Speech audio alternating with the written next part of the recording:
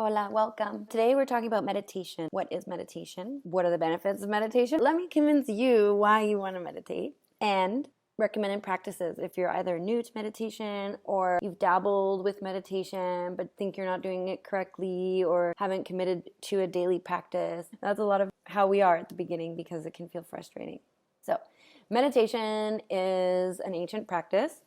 It's the seventh limb of yoga. In Sanskrit, that gap in between the thoughts, that is called dhyana. It's also said that the first 6 limbs of yoga, including the movement practice of yoga, asana, the poses, are designed to be able to sit in meditation and quiet the mind and still the mind and reach that dhyana state. I thought it was very important to mention that because in Western culture, we attribute more importance to the movement practice, the asana, because it's what we do most or have learned most in public classes. I just wanted to mention that fun fact that all those parts of yoga were designed to be able to sit in stillness and find dhyana.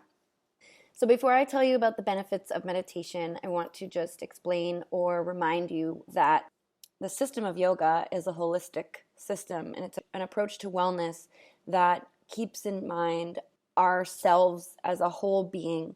So our mind, body, spirit, and then the next 2 things like fall into these categories too. But I like to give them a shout out too because they're so important.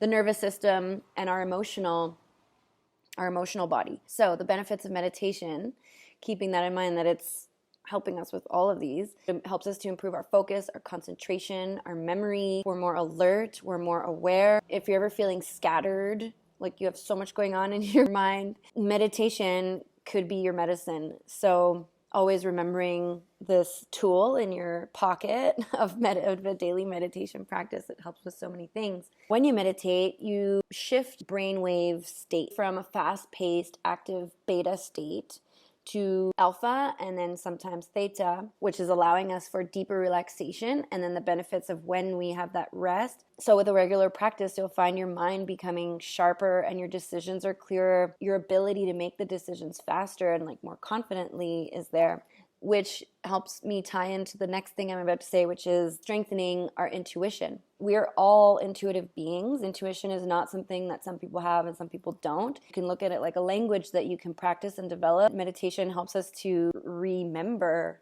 the intuitive being that we are with more confidence and more knowing or more trust. You could be getting a lot of messages and downloads and serendipitous things happening. Everyone's experienced phases where they're like really on point with their intuition and they're like, wow, it's so cool that you want to laugh about it because you're like, this feels crazy.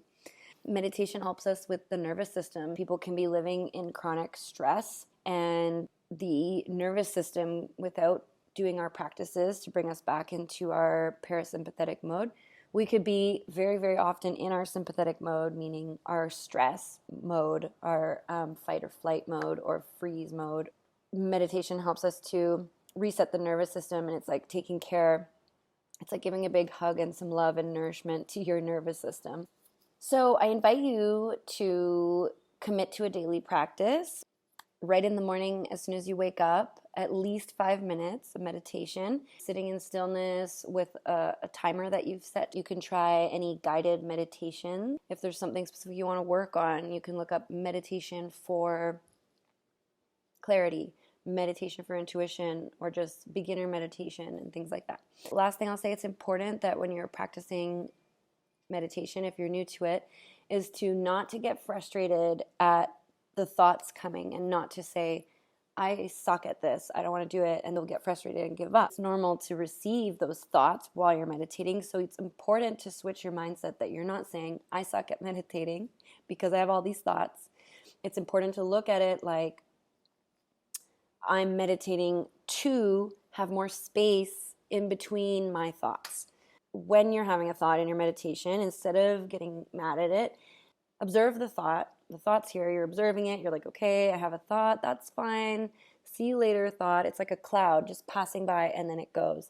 And then if another thought comes right away, that's okay. Don't be frustrated, like another one. Same thing, observe this thought, say thank you for visiting. And with your regular practice, you'll have more time between each thought or more gap, as Dr. Wayne Dyer, as he calls it, the gap, that stillness in between the thoughts, that dhyana state of true meditation, of when our practice has evolved enough that we can get that state. As you practice, you'll have more time in that state and more benefits. It's a practice to have more space in between each thought. So thanks for being with me today, and good luck with your meditation practice.